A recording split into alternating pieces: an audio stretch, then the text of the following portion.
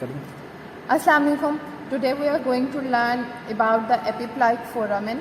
We are going to have the introduction of epiploic foramen and definition, then its location, what are the boundaries of epiploic foramen, and then what are the applied clinical aspects of epiploic foramen.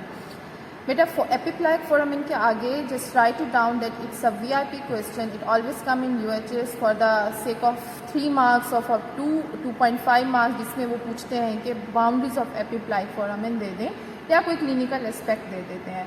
पहले हमें locate करना है कि epiploic foramen होता कहाँ है. If you remember this diagram, जब मैंने आपको lesser omentum पढ़ाया था तो मैंने आपको बताया था कि उसके 2 पार्ट्स हैं. जो लीवर को स्टमक के साथ कनेक्ट करता है लेसर ओमेंटम को, दैट इज हिपैटोगैस्ट्रिक, और जो डोडिनम और लीवर को कनेक्ट कराता है वो हिपैटोडोडिनल लिगामेंट है. तो यहाँ ये सारा लेसर ओमेंटम है. अब ये लीवर है, ये लीवर की राइट लोब है ना, और वो लेफ्ट लोब है. तो जो लीवर की राइट लोब है जहाँ पे हिपैटोडोडिनल लिगामेंट खत्म होता है वो कहलाता है right free margin of the lesser omentum. जहाँ ये right free margin of the lesser omentum बन रहा है उसके आगे एपिप्लाइक फोरामेन होता है. Right free margin of lesser omentum के बिल्कुल आगे एपिप्लाइक फोरामेन होता है और इस साइड पे ग्रेटर सैक बन रही होती है. तो ग्रेटर जो लेसर सैक और ग्रेटर सैक की कम्युनिकेशन है वो एपिप्लाइक फोरामेन के थ्रू हो पाती है. पहले आपको मैं लोकेट करवाती हूँ ग्रेटर और लेसर सैक को. हमने ये डायग्राम की थी, मैंने आपको बताया था कि ये स्टमक है, स्टमक के आगे ये लीवर है और लीवर और स्टमक जो कनेक्ट कर रहे हैं वो लेसर ओमेंटम के थ्रू कर रहे हैं. तो लेसर ओमेंटम के देखो बिल्कुल पीछे ये लेसर सैक है, लेसर ओमेंटम के बिल्कुल पीछे लेसर सैक है और लेसर ओमेंटम की इस साइड पे ये सारी जो है ये हमारे पास ग्रेटर सैक है. तो ग्रेटर सैक और लेसर सैक जिस फोरामेन के साथ कम्युनिकेट करते हैं वो कहलाता है एपिप्लाइक फोरामेन. एपिप्लाइक फोरामेन को ऑडिटस भी कहा जाता है, फोरामेन ऑफ विंस्लो भी कहा जाता है. लेसर सैक और ग्रेटर सैक की कम्युनिकेशन ये देखो, ये सर्कल जो दिया हुआ है दिस इज एपिप्लाइक फोरामेन, इसके थ्रू ये कम्युनिकेट करता है. So now comes the introduction. Epiploic foramen is also known as foramen of Winslow, aditus and opening of lesser sac. Epiploic foramen vertical slit like opening होती है through which the lesser sac communicates with the greater sac as I already tell you. Then location is it is located behind the right free margin of the lesser omentum at the level of 12th thoracic vertebra. मैंने अभी बताया कि ये right free margin बन रहा है, ये वाला जहाँ पे हिपैटोडोडिनल लिगामेंट खत्म हुआ हुआ है, ये इसके behind the right free margin of lesser omentum बन रहा होता है. ठीक हो गया. उसके बाद आ जाओ इसकी बाउंड्रीज. बेटा इसकी बाउंड्रीज को याद रखने के लिए ना आपने इस मॉडल पे इसको याद रखना है. आप ये मॉडल देखो, हमारे पास सबसे ऊपर लीवर है, लीवर के बाद हमारे पास ये पैंक्रियाज है, पैंक्रियाज के बाद ये डोडिनम है. ये डोडिनम का फर्स्ट पार्ट है, ये सेकंड पार्ट है, ये थर्ड पार्ट है और ये फोर्थ पार्ट है.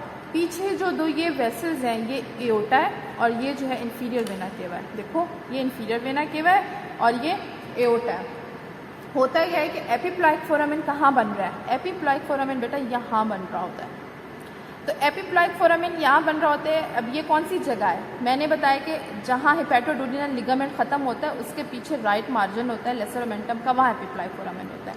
तो ये लीवर है, ये डोडिनम है, इनके बीच में यहाँ लिगामेंट बनेगा जिसको हिपैटोडोडिनल बोलेंगे. तो जस्ट बिहाइंड द ये हिपैटोडोडिनल लिगामेंट यहाँ पे एपिप्लाइक फोरामेन होगा. तो एपिप्लाइक फोरामेन की बाउंड्रीज अगर इसको देख के याद करोगे तो कभी नहीं भूलेंगी. एंटीरियरली क्या होना चाहिए? मैंने कहा बिहाइंड द लेसर ओमेंटम के राइट फ्री मार्जिन बन रहा है. तो एपिप्लाइक फोरामेन के एंटीरियरली जो है हमारे पास right free margin of lesser omentum होगा. उसके साथ एंटीरियर यहाँ बन रहा है तो उसके आगे देखो ये पास आके कि ये हिपैटिक आर्टरी है, ये पोर्टा हिपैटिस बन रहा है. तो इसके आगे हिपैटिक आर्टरी बनेगी, पोर्टल वेन और ये बाइल डक्ट बनेगी. तो anteriorly to the epiploic foramen is going to be hepatic artery, portal vein and bile duct with the right free margin of lesser omentum. अच्छा, फिर इसके जो है पोस्टीरियरली अगर देखो तो इन क्या है बेटा, इसके पोस्टीरियरली हमारे पास इन्फीरियर वेना केवा है, मेन इन्फीरियर वेना केवा है जिसको नहीं भूलना. ठीक है. उसके अलावा सुप्रारीनल ग्लैंड भी पड़ा हुआ होता है. Posteriorly is going to be inferior vena cava and suprarenal gland, और एंटीरियरली ये पोर्टा हिपैटिस के कॉन्टेंट्स हैं और लेसर ओमेंटम का राइट फ्री मार्जिन है. अब आ जाओ इसकी सुपीरियरली क्या पड़ा हुआ है और इसके इन्फीरियरली क्या पड़ा हुआ है. तो बेटा एपिप्लाइक फोरामेन के बिल्कुल ऊपर आपको मैं ऐसे दिखाती हूँ, ये 2 लोब्स होती हैं.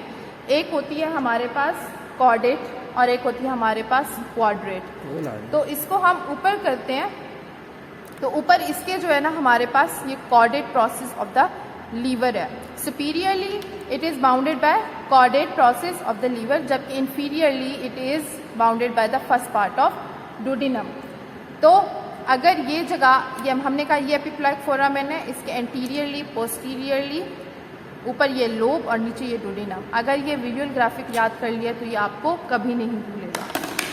ये स्लाइड है, आपने इसकी पिक्चर ले लेनी है, ठीक है।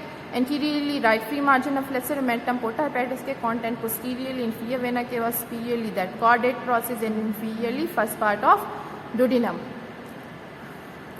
आप इस तरह से भी इसको अटेम्प्ट कर सकते हो यूएचएस में। आप इस तरह एपिप्लाइक फोरामेन बनाओ और उसकी बाउंड्रीज के लिए ऊपर इस तरह से लीवर का प्रोसेस बना दो, नीचे डुओडेनम, आगे इधर पोर्टा हेपेटिस और पीछे इंफीरियर वेना केवा, तो तभी आपको फुल नंबर मिल जाएंगे। आप इसकी पिक्चर ले सकते हो। अब उसके बाद बेटा clinical aspects of epiploic foramen. Clinical aspects of epiploic foramen दो आते हैं। एक ये कि passage of internal hernia to the lesser sac. अभी when we had a Zoom session मैंने उसमें बताया था कि जो इंटेस्टाइनल लूप होगी वो एपिप्लाइक फोरामेन से गुजर के लेसर सैक में चली जाएगी। तो ये एक क्लिनिकल एस्पेक्ट है जो इसके थ्रू होता है और यही एक पूछा जाता है एमसीक्यूज में या एससीक्यूज में। इसके अलावा और कोई नहीं पूछा जाता। Thank you so much.